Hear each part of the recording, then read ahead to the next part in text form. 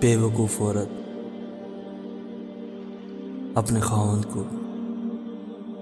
अपना गुलाम बनाती है और खुद गुलाम की बीवी बन जाती है, जबकि अक्लमंद औरत अपने खावंद को बादशाह बनाती है और खुद बादशाह की मलिका बन जाती है। जिंदगी के हर मोड़ पर सुलह करना सीखो, क्योंकि झुकता वही है जिसमें जान होती है, अकड़ना तो मुर्दे की पहचान होती है।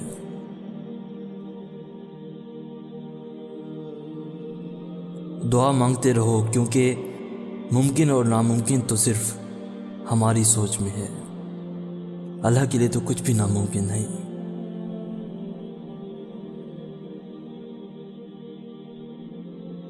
अपनी गलतियों से तकदीर को बदनाम मत करो, क्योंकि तकदीर तो खुद हिम्मत की मोहताज होती है।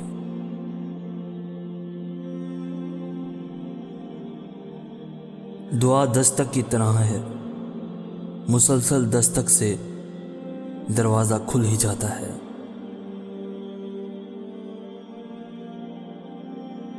जो तुम्हें खुशी में याद आए समझो तुम उससे मोहब्बत करते हो, और जो तुम्हें गम में याद आए तो समझो वो तुमसे मोहब्बत करता है। रिश्तों की खूबसूरती एक दूसरे की बात को बर्दाश्त करना है। बेऐब इंसान तलाश मत करो, वरना अकेले रह जाओगे। अगर तुम उसे ना पा सको जिसे तुम चाहते हो, तो उसे जरूर पा लेना जो तुम्हें चाहता है, क्योंकि चाहने से चाहे जाने का एहसास ज्यादा खूबसूरत होता है।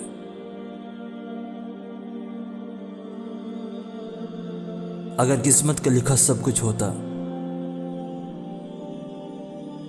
अगर किस्मत का लिखा सब कुछ होता, तो अल्लाह इंसान को दुआ मांगना कभी ना सिखाता।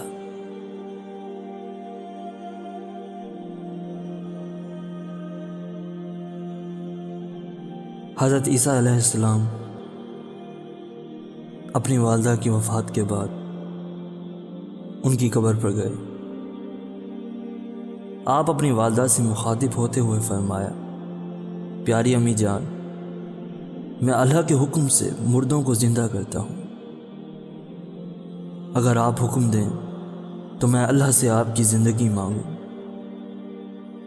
हज़रत बीबी मरियम रज़ी अल्लाह अन्हा ने फरमाया, दुनिया और इसकी ज़िंदगी बहुत खूबसूरत है, मगर मैं मौत की तकलीफ़ दोबारा नहीं सह सकती। अल्लाह अकबर।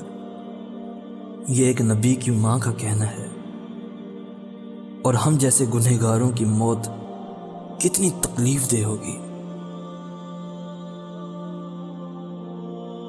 या अल्लाह हमें माफ़ फरमा, या अल्लाह हमें माफ़ फरमा, या अल्लाह हमें माफ़ फरमा।